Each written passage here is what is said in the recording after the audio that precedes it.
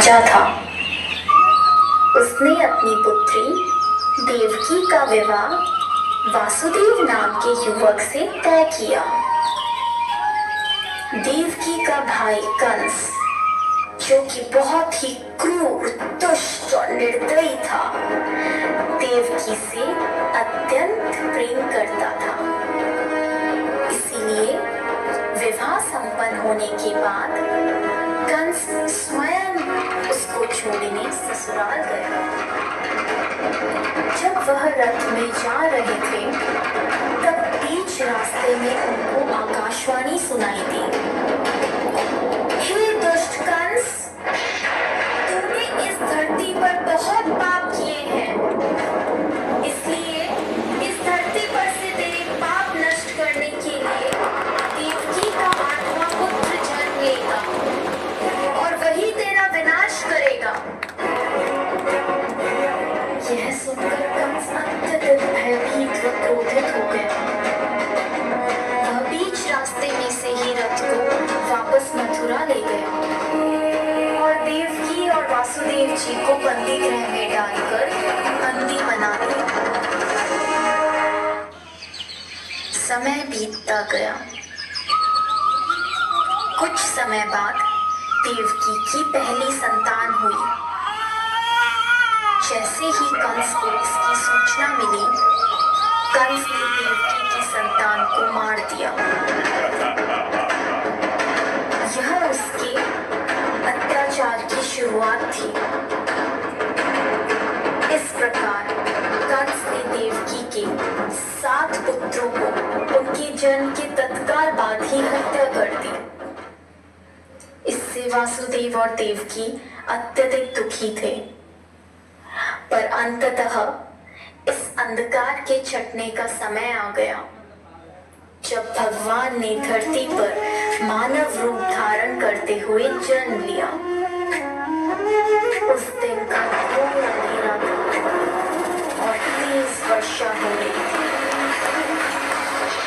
ऐसे लग्न में भगवान ने धरती पर देवकी की 8वीं संतान बनकर बालक रूप में जन्म लिया।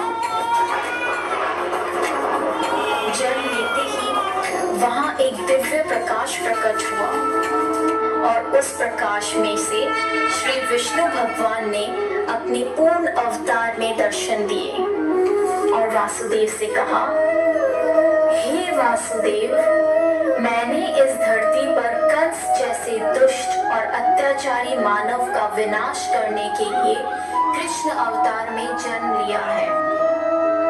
अतः मैं आपसे विनती करता हूँ कि आपके दोस्त नंद के घर ले चलें, जहाँ उनकी पत्नी यशोदा ने बालिका को जन्म लिया है। उस बालिका को यहाँ ले आकर मुझे यशोदा के बगल में सुला दें। ऐसा बोलकर भगवान अंतर्ध्यान हो गए।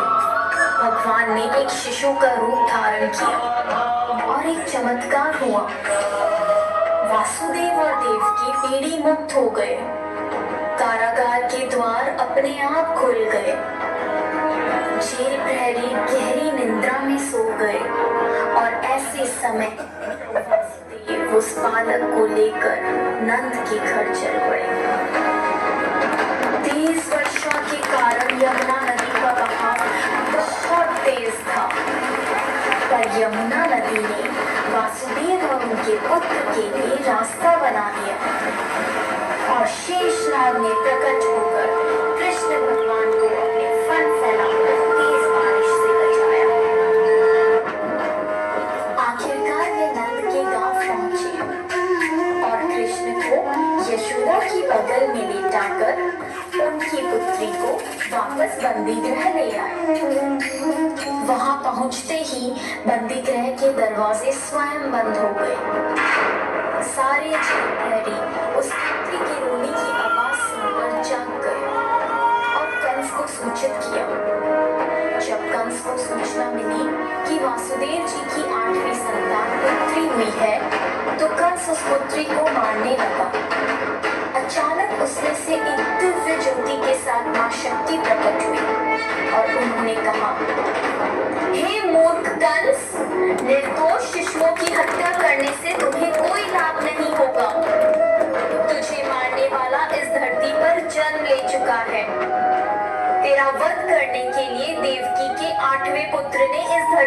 जन्म ले लिया है और वही तेरा विनाश करेगा।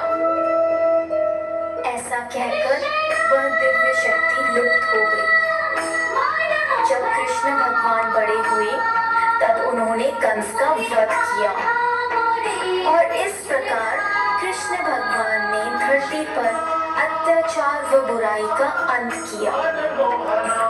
इसीलिए हमेशा प्रत्येक भाद्रपद की कृष्ण पक्ष की अष्टमी को जन्माष्टमी के रूप में श्री कृष्ण का जन्म दिवस मनाते हैं।